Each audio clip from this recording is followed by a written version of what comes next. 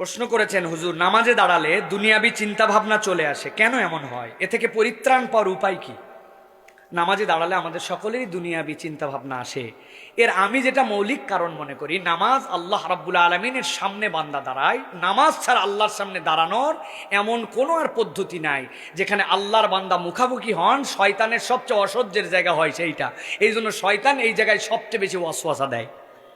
অতএব নামাজের মধ্যে ওয়াসওয়াসা আসলে ঘাবড়াবেন না, বুঝবেন যে আমার নামাজ আল্লাহর সাথে কানেক্টেড হচ্ছে বলেই কেউ না কেউ আমার বিভ্রান্ত করার চেষ্টা করছে। ছাড়া যাবে না, আরো ধরা লাগবে, ঠিক কিনা?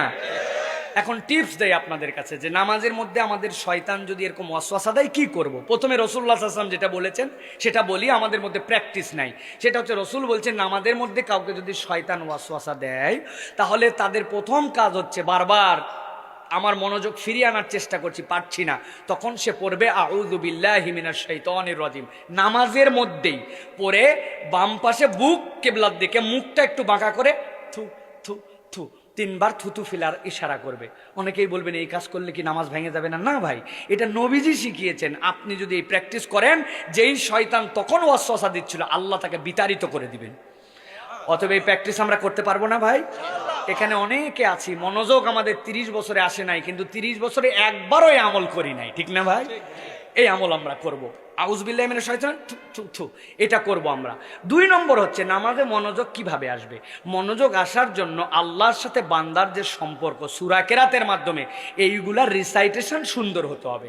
আল্লাহর সামনে আপনি দাঁড়িয়েছেন, রাসূল বলছেন তুমি ধারণা করো যে তুমি আল্লাহ রাব্বুল আলামিনকে দেখছো, বান্দা এটা পারে না।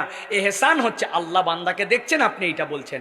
আপনি কোনো একটা প্রয়োজনে আপনার এমপি সাহেবের সামনে গেছেন, এমপি সাহেবের সামনে যাই বলছেন এমপি সাহেব আমার বিরাট একটা সমস্যা, আমার ছেলের কিন্তু পেট খারাপ হয়েছে, এবার আমার অনেক টাকা পয়সা খরচ হয়ে গেছে, এই জন্য কিন্তু আমি খুব বিপদে পড়ে গেছি, আপনি আমাকে সহযোগিতা করেন। এমপি বলতেছে এই বেকুবটা কোথার থেকে আসছে? আবেদন করার ধরন হলো এটা? আরে বেটা, এমপির সামনে আসছো, তোমাকে একটা ভদ্রতা জ্ঞান জানতে হবে, করে তুমি কি বলতেছো? তো আপনি আমি একটু হিসাব করে দেখেন, আল্লাহর সামনে আমরা এর থেকে খারাপভাবে তেলাওয়াত করি, তাই না ভাই? মনোযোগ নাই, কিচ্ছু নাই, যা ইচ্ছা তাই, হাতে দাঁড়ায় মালিক হ্যাঁ চলে গেলাম, হর হর হর হর করে চলে গেলাম। এই জন্য এরকম করে মনোযোগ আসবে না। মনোযোগ আসার জন্য রিসাইটেশন সুন্দর হওয়া লাগবে, ঠিক কি না? এরপরে 2 নম্বর কি, আপনি কি বলছেন ওইটা আপনাকে অনুভব করতে হবে। আপনি যখন বলবেন সুবহানাকাল্লাহুম্মা ওয়া বিহামদিকা তাবারাকাসমুকা তাআলা জাদ্দুকা, আপনি যখন ফিল করবেন কি বলছেন, তখন আপনার তো মনোযোগ সুবহানাকাল্লাহুম্মার দিকে, বাইরে তো যাবে না।